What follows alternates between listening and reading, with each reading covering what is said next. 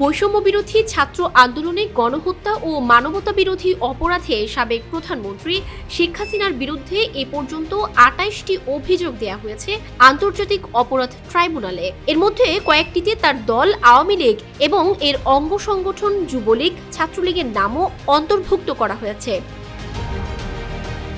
অভিযোগে শেখ হাসিনা সরকারের কয়েকজন মন্ত্রী, পুলিশের তৎকালীন আইজি সহ কয়েকজন ঊর্ধ্বতন কর্মকর্তা ও কয়েকজন ওসি, পরিদর্শক, এসআই, এএসআই, কনস্টেবল, র্যাবের তৎকালীন ডিজির নাম রয়েছে। এছাড়া কয়েকজন সাংবাদিকের বিরুদ্ধেও গণহত্যার অভিযোগ আনা হয়েছে, যা তদন্ত পর্যায়ে রয়েছে।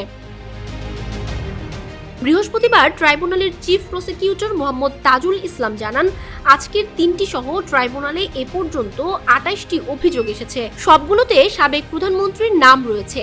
আইনের বিধান অনুযায়ী তদন্ত সংস্থা এবং প্রসিকিউশন পর্যালোচনা করে যাদের মূল আসামি মনে হবে তাদের নাম ট্রাইব্যুনালে পেশ করা হবে। বাদীপক্ষ যেটা নিয়ে এসেছেন পর্যালোচনা করে তার সাথে সংযোজন বিয়োজন হতে পারে। ট্রাইব্যুনাল গঠনের পর যেটা দাখিল করব সেটাই হবে প্রপার মামলা। কোর্ট বসা মাত্র আমরা এ বিষয়ে যথাযথ আবেদন করব। প্রথম অভিযোগটি দায়ের করা হয়েছিল ১৪ আগস্টে। কোটা সংস্কার আন্দোলনের শহীদ আরিফ আহমেদ সিয়ামের বাবা মোহাম্মদ বুলবুল কবির এ অভিযোগ তদন্ত সংস্থায় দায়ের করেন। আবেদনে ১৫ জুলাই থেকে ৫ আগস্ট পর্যন্ত ঘটনার তারিখ হিসেবে উল্লেখ করা হয়েছে। এছাড়া এ সময়ে আহত হয়ে পরবর্তীতে বিভিন্ন তারিখে নিহতরা এর আওতায় থাকবেন। ঘটনার স্থান হিসেবে উল্লেখ করা হয়েছে সমগ্র বাংলাদেশকে।